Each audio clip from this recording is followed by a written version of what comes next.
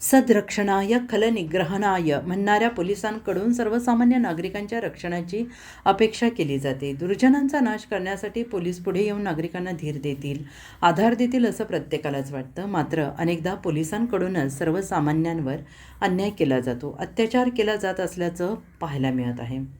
आता बारामतीमधून एक अशी धक्कादायक घटना आपल्या समोर येते आहे.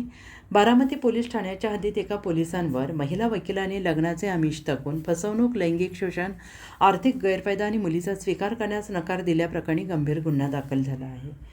पीडित महिलेची ओळख कायदेशीर कारणास्तव गोपनीय ठेवण्यात आलेली असून तिचा उल्लेख निर्भया या काल्पनिक नावाने करण्यात आलेला आहे. बारामती शहर पोलीस ठाण्यात पोलीस हवालदार रमेश मोहन जाधव, बक्कल क्रमांक 561, सध्या खडकी, पुणे, मूळ राहणार बारामती यांच्या विरोधात भारतीय न्याय संहितेच्या विविध कलमान्वये 27 जुलै 2026 रोजी गुन्हा दाखल करण्यात आलेला आहे.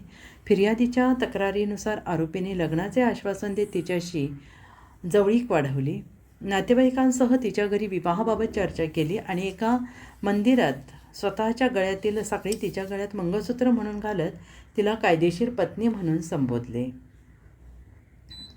त्यानंतर आरोपीने जेऊर आणि निंभोरे येथील परिसरात तिला पत्नी म्हणून तिचा परिचय करून देत सहजीवन केल्याचा आरोप आहे. आणि या काळात महिला गर्भवती राहिली. गर्भधारणेनंतर आरोपीने शारीरिक, मानसिक आणि आर्थिक जबाबदारी नाकारली. संशय घेणे, वाद घालणे, उपचारांसाठी मदत न करणे, गर्भारपणात एकटे सोडणे असा त्रास दिल्याचा आरोप करण्यात आलेला आहे. 20 डिसेंबर 2025 रोजी फिर्यादीने एका मुलीला जन्म दिला असून मुलगी आरोपीपासून झाली असल्याचा दावा तिने केलेला आहे. जन्मानंतर आरोपीने तिला किंवा मुलीला स्वीकारण्यास नकार दिल्याचं तक्रारीत म्हटलं आहे.